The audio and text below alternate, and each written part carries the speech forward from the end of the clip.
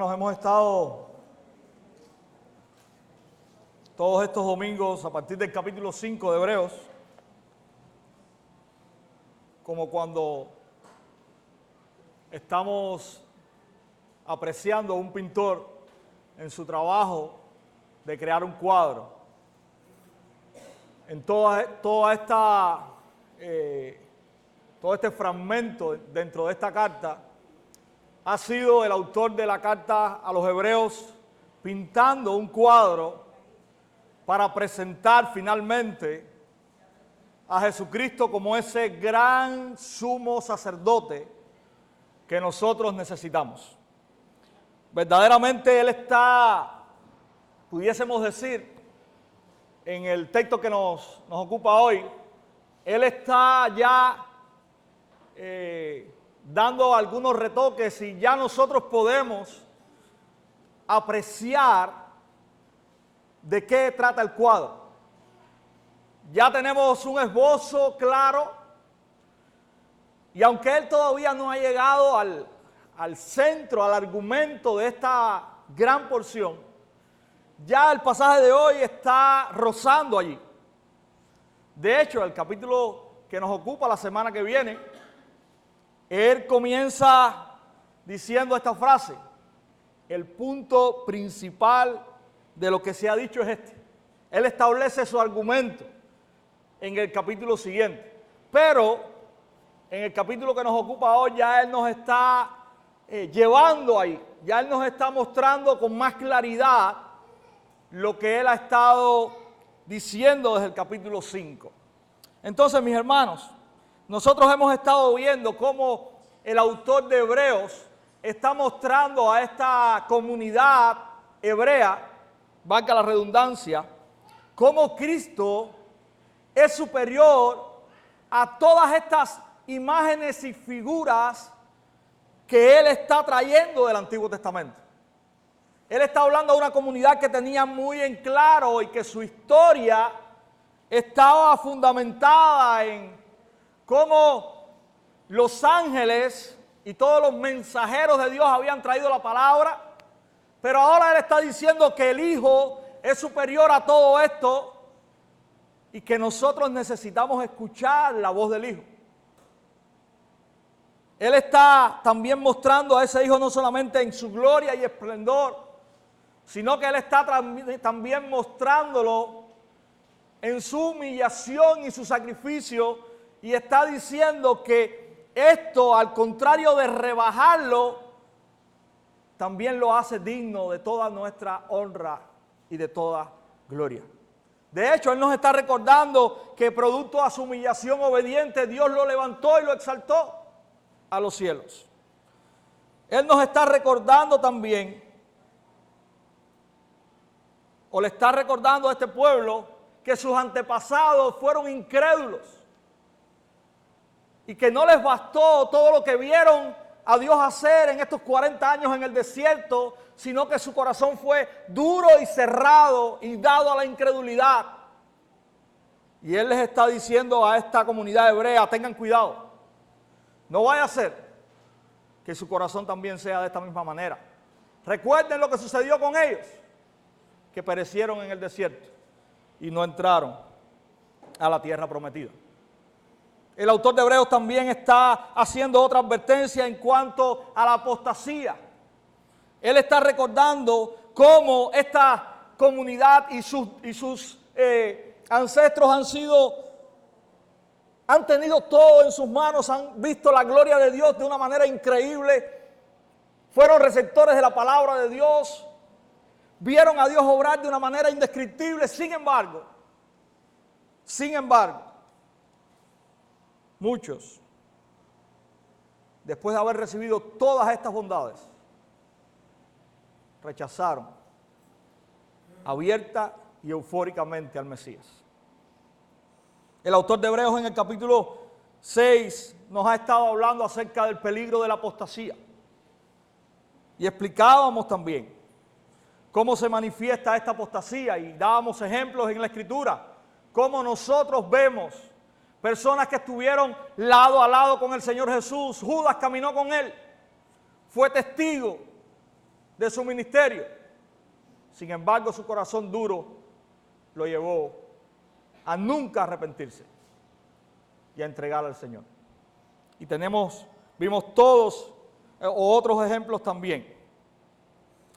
Y vimos también, mis hermanos, cómo el autor de Hebreos que escribe con esperanza a esta iglesia y les dice, pero yo sé que aquí hay personas que están firmes en su fe y es por eso que estas cosas no son para ustedes, porque para ustedes son cosas mejores las cuales pertenecen a la salvación. Y terminamos el domingo pasado escuchando al pastor David recordándonos acerca de que la promesa que Dios ha hecho, y se remonta allá a Abraham, es una promesa firme y segura. Dios ha jurado por él mismo y es imposible que Dios mienta.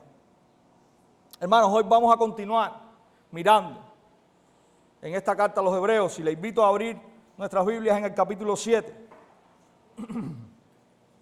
Y vamos a estar viendo esta porción bajo un título de este sermón que es el siguiente: Cristo es un sacerdote que nos conviene. Así he titulado el sermón en esta mañana: Cristo es un sacerdote que nos conviene. Y eso es lo que el autor de los Hebreos está escribiendo. Está presentando a Cristo y él está diciendo: este es el verdadero sacerdote que nos conviene. Hebreos capítulo 7, si usted está ahí conmigo y puede ponerse en pie, leemos la escritura. Dice así: porque este Melquisedec, rey de Salem, sacerdote del Dios Altísimo, que se encontró con Abraham cuando éste regresaba de la matanza de los reyes y lo bendijo. Y Abraham le entregó el diezmo de todos los despojos. El nombre Melquisedec significa primeramente rey de justicia y luego también rey de Salem, esto es, rey de paz. Sin tener padre ni madre y sin genealogía, no teniendo principio de días ni fin de vida, siendo hecho semejante al Hijo de Dios, permanece sacerdote a perpetuidad. Consideren, pues, la grandeza de este Melquisedec, a quien Abraham, el patriarca, dio el diezmo de lo mejor del botín. Y en verdad los hijos de Leví que reciben el oficio de sacerdote tienen mandamiento en la ley de recoger el diezmo del pueblo, es decir, de sus hermanos, aunque estos son descendientes de Abraham. Pero aquel cuya genealogía no viene de ellos, recibió el diezmo de Abraham y bendijo al que tenía las promesas. Y sin discusión alguna, el menor es bendecido por el mayor. Aquí, ciertamente hombres mortales reciben el diezmo, pero allí lo recibe uno de quien se da testimonio de que vive. Y por decirlo así, por medio de Abraham también Leví, que recibía diezmos, pagaba diezmos, porque aún estaba en los lomos de su padre cuando Melquisedec le salió al encuentro.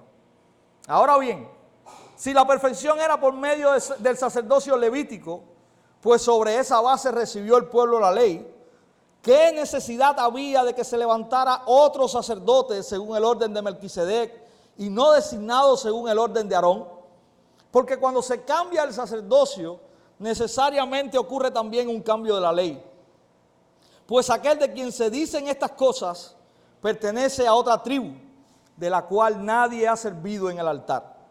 Porque es evidente que nuestro Señor descendió de Judá, una tribu de la cual Moisés no dijo nada tocante a sacerdotes.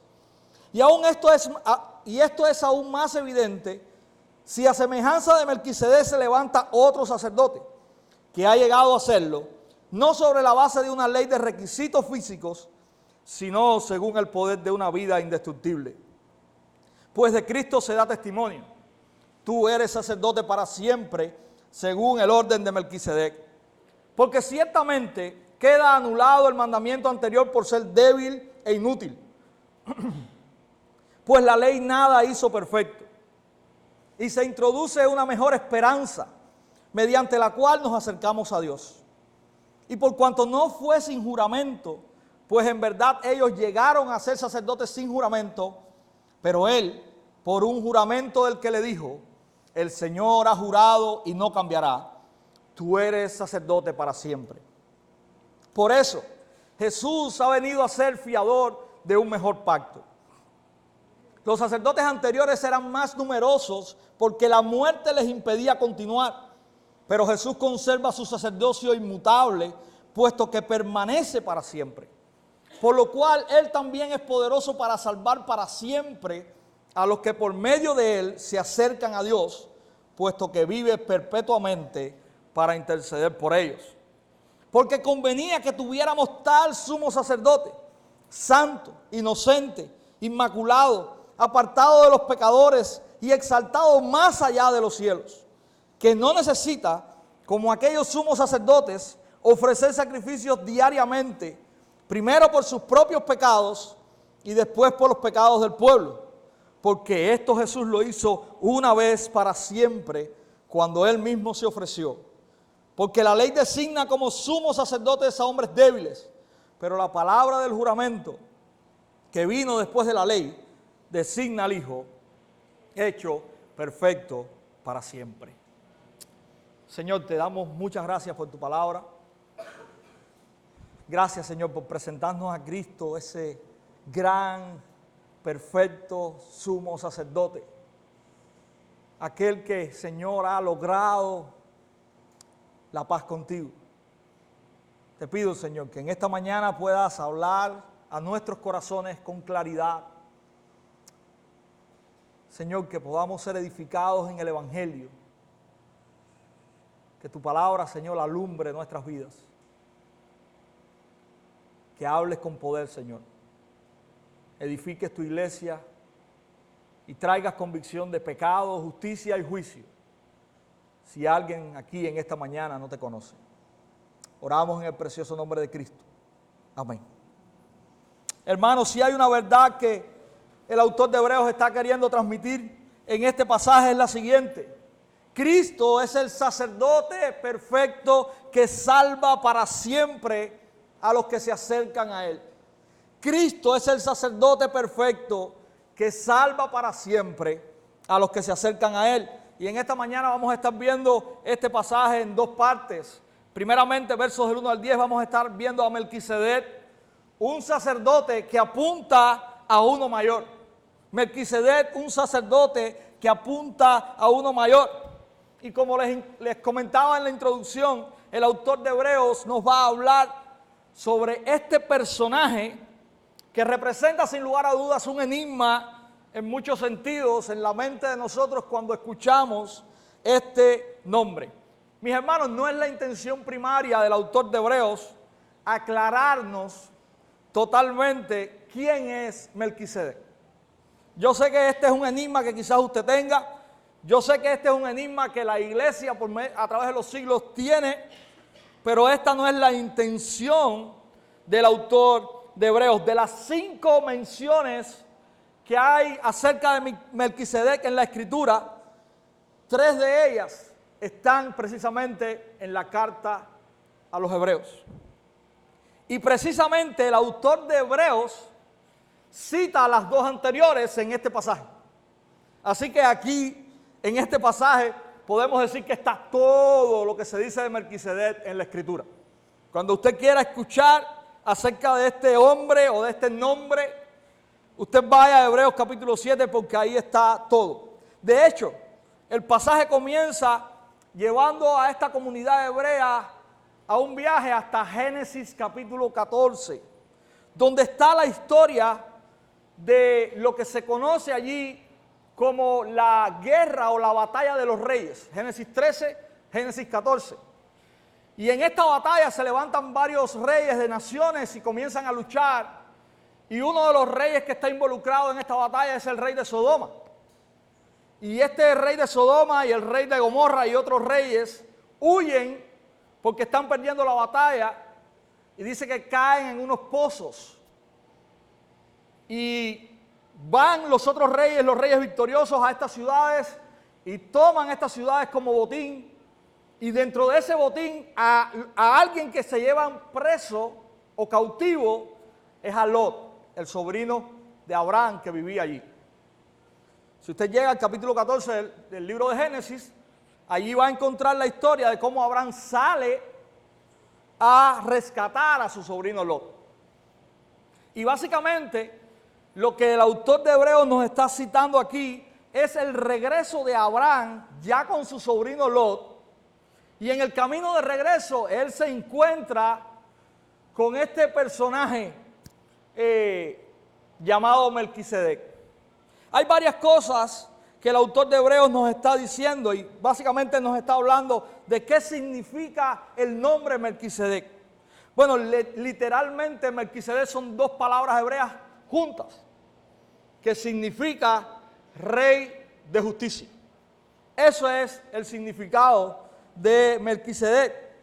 Y también el autor de Hebreos nos está diciendo qué significa, verso 2 ahora, que significa también rey de Salem.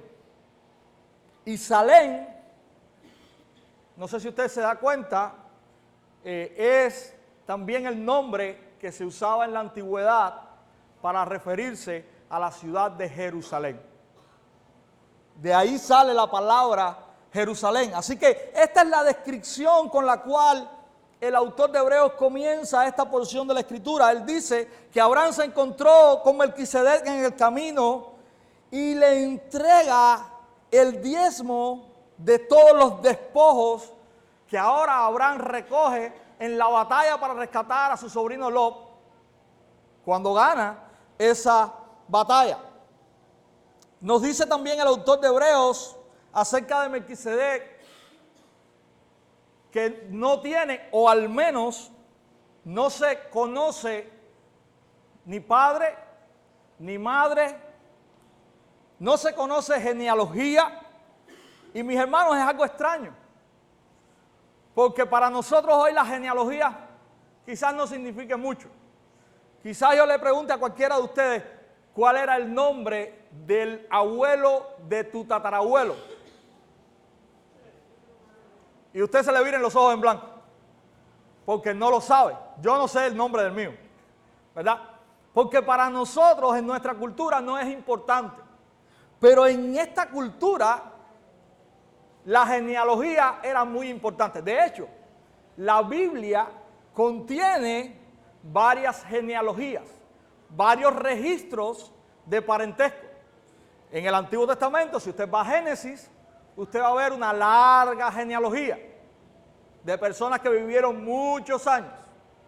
Pero si usted llega al libro de Mateo, precisamente Mateo también comienza con una genealogía, y específicamente con la genealogía de Jesucristo, donde se menciona tan lejos hacia atrás como hasta el propio Abraham, quien vivió nada más y nada menos que 2000 años antes de Jesucristo. Si yo le pregunto a usted ahora quién era su pariente más directo 2000 años atrás, usted sencillamente se va a reír de mí. Bueno, para esta comunidad las genealogías eran importantes. Sin embargo, el autor de Hebreos está diciendo no hay genealogía de Melquisedec. Dice también que este hombre no tiene ni inicio o principio de vida, ni fin de días. Incluso dice al final del versículo 3 que él permanece sacerdote a perpetuidad. Hermanos, hay diferentes posiciones acerca de Melquisedec, y yo no quiero dejar pasar esto porque yo sé que ha sido un tema muy discutido y muy debatido, y usted quizás se esté preguntando, bueno, ¿quién es este hombre o quién es esta figura? Hay dos grandes posiciones. Una posición, estoy hablando de posiciones conservadoras, por supuesto. Una posición dice que Melquisedec fue un hombre real, un rey real, que el autor de Hebreos no está dando datos de él porque sencillamente no hay registros de él, pero que sí fue un hombre real. Y en lo que se basan para dar esta conclusión es una frase interesante que el autor de Hebreos usa. El autor de Hebreos dice en el versículo 3 que Él es semejante al Hijo de Dios. Y esa frase, esa palabra semejante en nuestro español, en el griego lo que está diciendo es que se parece. Y es la misma palabra que usa Jesús en las parábolas. Cuando dice que el reino de Dios se parece a la semilla de mostaza, etcétera, etcétera.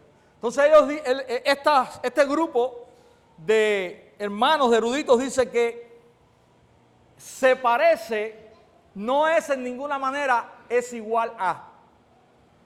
Y aquí viene la otra interpretación. Otro grupo piensa que Melquisedec es lo que se conoce en teología como una cristofanía, es decir, una aparición de Cristo en el Antiguo Testamento. Este grupo cree que Melquisedec era el propio Cristo que se le apareció a Abraham en este momento, Génesis 14, del 18 al 20, y que Abraham le entrega los diezmos. Yo le pongo eso en su mano. Esto no es una doctrina de primer nivel, ni de segundo nivel, ni de tercer nivel. Usted entiéndalo como pueda o como quiera, pero básicamente, ¿quién era Melquisedec? No es el kit del asunto aquí. Solamente traté de explicarlo porque yo sé que en la mente nuestra hay cosas que creemos o entendemos o que nos han enseñado acerca de esta figura o este hombre, como usted lo entiende. Lo importante de Melquisedec es lo que el autor de Hebreos continúa diciendo ahora. Versos 4 al 10, en esta gran porción de los versículos del 1 al 10, hay un paréntesis. Él dice: consideren pues la grandeza de este Melquisedec. El autor de Hebreos nos está llevando a considerar ahora quién era o qué representaba esta figura. Y él hace una comparación que para la comunidad hebrea que recibe esta carta era muy importante. Él está poniendo a un lado a Abraham y lo que significaba para ellos Abraham, el patriarca, el padre de la fe, el padre de naciones.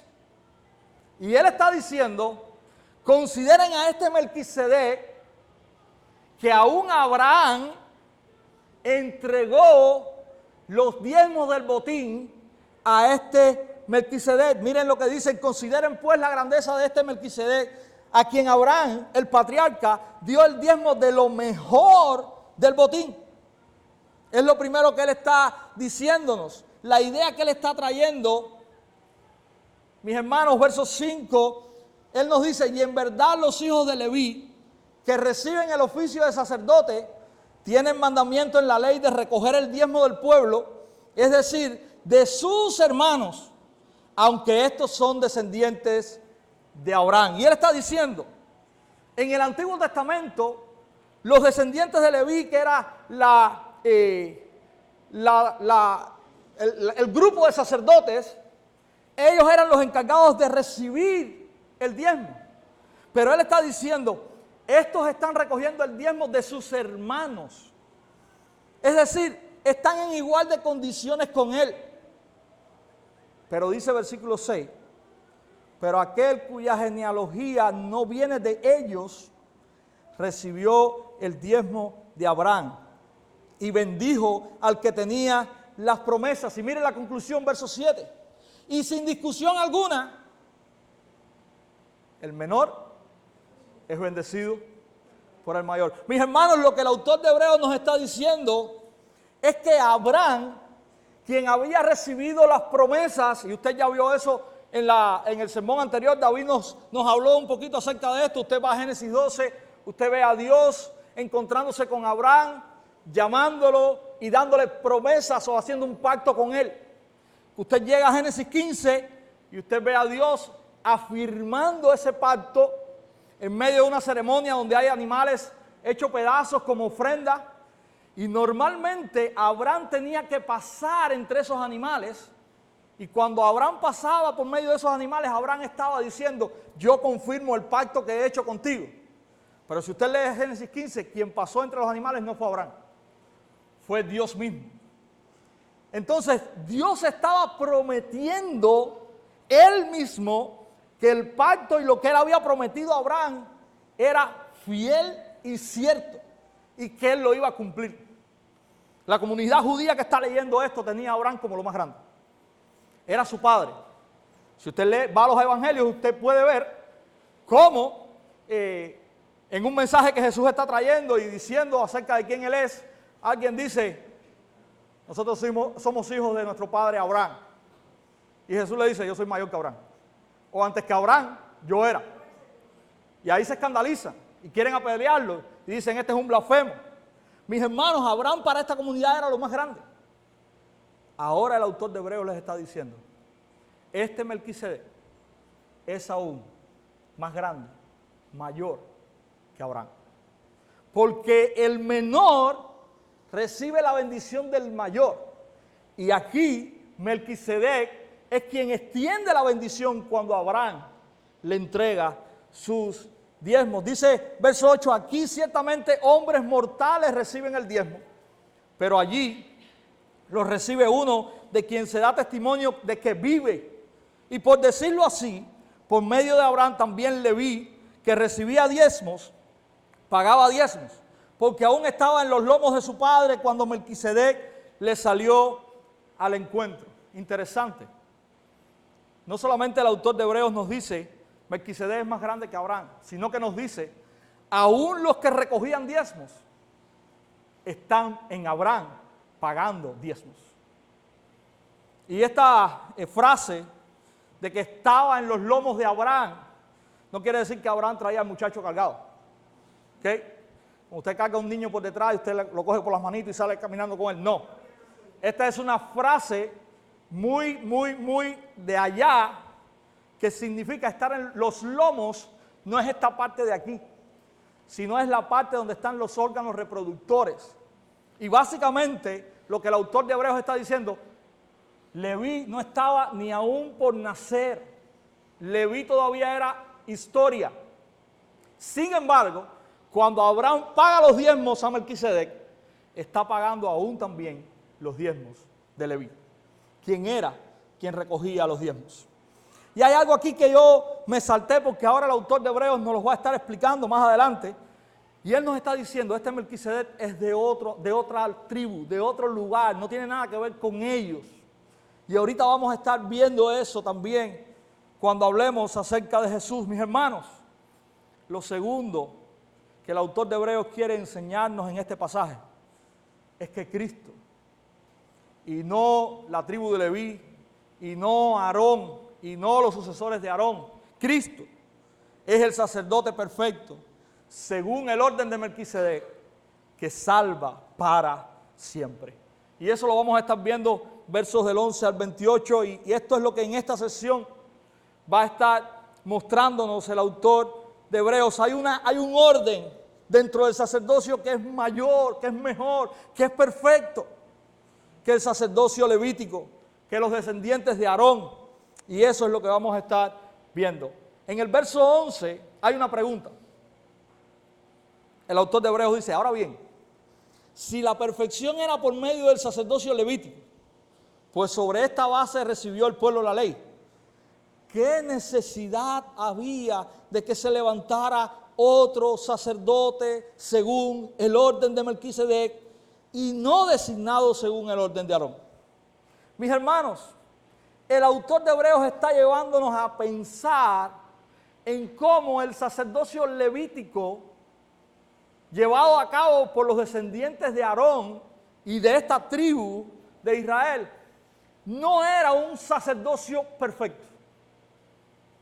Y él nos está diciendo, y le está diciendo a este pueblo hebreo, que tiene como confianza y como historia este tipo de sacerdocio, que este sacerdocio no está o no es completo o perfecto, que hay necesidad de otro tipo de sacerdocio, bajo otro tipo de orden. Y él dice, porque cuando se cambia el sacerdocio, necesariamente ocurre también un cambio a la ley. pues aquel de quien se dicen estas cosas pertenece a otra tribu de la cual nadie ha servido en el altar. Porque es evidente que nuestro Señor descendió de Judá, una tribu de la cual Moisés no dijo nada tocante a sacerdotes. En los versos hasta el 14, mis hermanos, el autor nos está mostrando que este sacerdocio del cual él está hablando, que tiene que ver con Melquisedec y su linaje, es un sacerdocio diferente, en todos los sentidos. De hecho, él está apuntando a que los sacerdotes de esta orden no son sacerdotes instituidos bajo la ley, porque el sacerdocio bajo la ley estaba exclusivamente restringido a una tribu, a la tribu de Leví. Y él nos está diciendo que Jesús no es un sacerdote de la tribu de Leví. Jesús es un sacerdote que se levanta de la tribu de Judá. Y él nos dice, y Moisés no dijo nada acerca que de esta tribu de Judá se iba a levantar un sacerdocio. Sin embargo, él está presentando a Cristo, que tiene una genealogía clara, cuya raíz usted puede encontrar en la tribu de Judá, que no era una tribu de sacerdotes. Así que él dice, hay un cambio de sacerdocio, hay un cambio de ley, todo ha cambiado. Esta orden lo ha transformado todo. Pero mis hermanos, él da también otra razón. Y él dice, verso 15, y esto es aún más evidente, si a semejanza de Melquisedec se levanta otro sacerdote que ha llegado a hacerlo, no sobre la base de una ley de requisitos físicos, sino según el poder de una vida indestructible, pues de Cristo se da testimonio, tú eres sacerdote para siempre, según el orden de Melquisedec. Mis hermanos, él está diciendo, los sacerdotes de la tribu de Leví tenían que cumplir requisitos físicos. ¿Cuál era? Ser parte de una tribu específica. Pero ahora el autor de Hebreos nos está diciendo, el sacerdocio de Cristo está basado en cosas aún mayores. Está basado en que Cristo es indestructible. Mis hermanos, en que Cristo no es débil como los sacerdotes de la tribu de Leví, que ahorita vamos a ver acerca de esa debilidad y el autor de Hebreos nos las muestra. No es débil como nosotros, es hecho sacerdote para siempre. Y basado en eso también el sacerdocio de Cristo es un sacerdocio mejor. Recuerden cuál es el punto aquí. Él está llevándonos a ver cómo el sacerdocio de Cristo es mejor, es perfecto sobre el sacerdocio levítico. También, mis hermanos, versos 18 y 19, él nos dice, porque ciertamente queda anulado el mandamiento anterior por ser débil e inútil, pues la ley nada hizo perfecto, y se introduce una mejor esperanza mediante la cual nos acercamos a Dios. ¿Cuál es esta esperanza? Realmente el sacerdocio levítico traía esperanza completa al pueblo. Póngase a pensar. Usted tiene un sacerdote que tiene que hacer expiación por sus propios pecados. Usted tiene un sistema de sacrificios que nunca termina. Vez tras vez, día tras día, año tras año. Sin embargo, este sacerdote que es Cristo es un sacerdote perpetuo, es un sacerdote para siempre. Es un sacerdote, dice el autor en el verso 19, de una mejor esperanza mediante la cual nosotros ahora podemos acercarnos a Dios. Y ahora vamos a ver cuál es esa esperanza que tenemos, aunque ya Él nos ha estado dando pinceladas en los capítulos anteriores. Primero, verso 20 y verso 21, Él nos dice, y por cuanto no fue sin juramento, y aquí comienza a mostrarnos esa esperanza, pues en verdad ellos llegaron a ser sacerdotes sin juramento, Recuerden, solamente ser parte de la tribu de Leví. Pero él, Cristo, por un juramento del que le dijo, el Señor ha jurado y no cambiará. Tú eres sacerdote para siempre. ¿Quién ha jurado? Dios mismo, mis hermanos. Dios mismo ha jurado, este es mi sacerdote. Y él será sacerdote para siempre. Por eso Jesús ha venido a ser fiador de un mejor pacto. Mis hermanos, cuando nosotros comparamos el antiguo pacto y el nuevo pacto, usted puede ver la grandeza del nuevo pacto y usted puede ver cómo el antiguo pacto es incompleto y cómo apunta a que necesitamos algo mejor. Y ese algo mejor se resume en Cristo. Y ese Cristo es el sacerdote perfecto que el autor de Hebreos está presentando, está poniendo delante del rostro de esta comunidad hebrea. Sigue el contraste, verso 23 en adelante. Los sacerdotes anteriores eran más numerosos. ¿Por qué? Porque la muerte les impedía continuar. Morían, hermanos. Eran hombres comunes y corrientes como nosotros, que producto de su pecado morían. Esa era la realidad que tenían que enfrentar. De hecho, el clímax, el punto más alto en cuanto a años sirviendo en el sacerdocio, eran 30 años. Ese era el clímax del sacerdocio levítico. Pero mire lo que dice acerca de Jesús, verso 24. Pero Jesús conserva su sacerdocio inmutable, puesto que permanece para siempre. Jesús no es un sacerdote que muere. Jesús es nuestro sumo sacerdote, quien vive por los siglos de los siglos. Por lo cual, Él también es poderoso para salvar para siempre a los que por medio de Él se acercan a Dios, puesto que vive perpetuamente para interceder por ellos. Mis hermanos, no solamente el oficio sacerdotal Jesús lo está cumpliendo para siempre, sino que lo que Jesús está haciendo como sacerdote, que es siendo el representante entre Dios y nosotros, Él lo hace para siempre. Y cuando Jesús ofrece el perdón, su perdón es ofrecido para siempre. Un sacerdote para siempre, un perdón para siempre. Eso es lo que el autor de Hebreos nos está diciendo en estos versículos del 23 al 25. Mis hermanos, nuestra salvación está segura. Dios ha puesto y ha jurado sobre Cristo como un sacerdocio perfecto y para siempre. Dios ha jurado y ha puesto en Cristo una salvación segura para siempre. Eso es lo que el autor de Hebreos está mostrándonos. Dice verso 26 en adelante, porque convenía que tuviéramos tal sumo sacerdote, diferente completamente a los demás. Este sumo sacerdote es santo, inocente, inmaculado, apartado de los pecadores y exaltado más allá de los cielos, que no necesita, como aquellos sumos sacerdotes, ofrecer sacrificios diariamente, primero por sus propios pecados y después por los pecados del pueblo. Jesús no tiene que ofrecer sacrificios por él. Mire la descripción que el autor de Hebreos da de Jesús: santo, inocente, inmaculado, apartado de los pecadores y exaltado más allá de los cielos.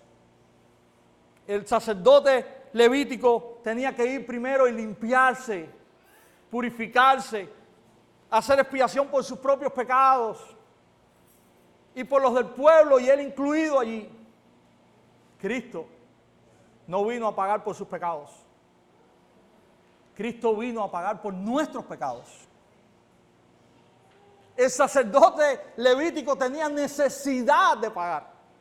Tenía necesidad de hacer sacrificios. Cristo no tenía necesidad de hacer sacrificios. Es nuestro pecado el que Él vino a redimir. Él no hizo expiación por Él mismo. Él no necesitaba eso. Él es Dios mismo, Él es santo, santo, santo. Mis hermanos, porque esto Jesús lo hizo una vez para siempre, cuando Él mismo se ofreció. Y ahora el autor de Hebreos nos está enseñando una dualidad en Cristo. Él nos está diciendo que Cristo como sacerdote es también el que se ofrece. Es sacerdote y es ofrenda. Pero no es una ofrenda como los animales que vez tras vez tenían que ser sacrificados y su sangre rociada sobre el propiciatorio. No. Dice que Cristo se ofreció una vez y para siempre. Este sacerdocio era el sacerdocio que no tenía que estar pensando mañana en pagar los pecados de hoy. Porque cuando Cristo pagó, lo hizo una vez y para siempre. Pagó nuestros pecados pasados, presentes y futuros. Y ahora me viene a la mente algo. Algunos creen que si tú cometiste un pecado y no te has arrepentido y mueres, no eres salvo. Eso es tirar por tierra lo que el autor de Hebreos está diciendo aquí. Cuando Cristo murió, Él pagó. Si tú te has arrepentido y has creído en Él, Él pagó por todos tus pecados. No por el 99% de ellos, por todos tus pecados. Ese es el gran sumo sacerdote que está siendo presentado, mis hermanos, aquí. Dice el versículo 28, porque la ley designa como sumos sacerdotes a hombres débiles. Pero la palabra del juramento, que vino después de la ley, designa nada más y nada menos, y eso no lo dice aquí, eso lo estoy poniendo yo, que al Hijo hecho perfecto para siempre. Dios ha puesto el sacerdocio nada más y nada menos sobre los hombros de su propio Hijo. No de un hombre como nosotros, débil, necesitado. Él ha puesto el sacerdocio en el Hijo, perfecto, santo, puro. Y ese es el gran sumo sacerdote que nosotros necesitamos. Ese es el gran sumo sacerdote y el único sumo sacerdote que verdaderamente puede pagar nuestros pecados. Ese es el único sumo sacerdote en el cual nosotros podemos estar en paz con Dios. Hermanos, Cristo y solamente Cristo es el sumo sacerdote que necesitamos. Un sumo sacerdote que ha sido puesto por Dios mismo a favor y en rescate de su pueblo. Cristo es ese perfecto sacerdote bajo el orden perpetuo de Melquisedec, quien intercede perpetuamente por nosotros. Y la palabra perpetua y para siempre usted la va a encontrar en este pasaje una pila de veces. Podemos confiar, mis hermanos, en que en medio de todo lo que estemos pasando, Cristo ahora mismo está como nuestro sumo sacerdote, rogando por nosotros ante el Padre. En el camino más oscuro, como dice esta canción, Él está rogando por nuestro bien. Termina el texto recordándonos, nos conviene, mis hermanos, este sacerdote. Nos conviene Cristo. Él no refleja la debilidad o la impureza de los sacerdotes bajo el orden de Levítico. Aquellos que tenían que hacer sacrificios por ellos mismos diariamente, porque ellos eran pecadores igual que el pueblo. Cristo es nuestro santo, inmaculado, inocente y entronizado gran sumo sacerdote para siempre, quien pagó completamente por nuestra culpa, quien hizo el sacrificio perfecto por nuestros pecados. Hermanos, nuestro acceso a Dios no descansa en rituales que necesitan ser recreados vez tras vez. Nuestro acceso a Dios fue garantizado completamente en la obra de Cristo, quien fue entregado y satisfizo para siempre la ira de Dios contra nosotros. quienes éramos contrarios a Él y rebeldes. Nuestra esperanza del perdón de hoy no descansa en el sacrificio de un animal. El perdón de mañana no descansa en lo que podamos hacer. Nuestra vida descansa en Cristo, como el sumo sacerdote de Dios, según el orden de Melquisedec. Bajo el sacerdocio de Cristo no solo tenemos promesas de perdón, sino que tenemos seguro un perdón que es perpetuo, para siempre. Él garantiza el poder entrar en el lugar de reposo final en los cielos, junto a Él por siempre. Querido amigo, que estás aquí esta mañana, quizás no conozcas al Señor. ¿En qué te estás refugiando? ¿Crees que los que te pueden salvar quizás sean tus buenas acciones? Yo soy bueno, no le hago daño a nadie. ¿Crees que sea la religión? Yo vengo todos los domingos aquí, yo ofrendo, yo hago esto, yo hago aquello. Y el hombre es muy bueno para defenderse con lo que hace. ¿Crees que quizás buscando de María o la Santa María, como dicen los católicos romanos, o quizás buscando de cualquier otra religión, haciéndole sacrificios a cualquier ídolo, vistiéndote de blanco, poniéndote collares? Quizás crees que eso es lo que traiga verdaderamente el perdón y la salvación a tu alma.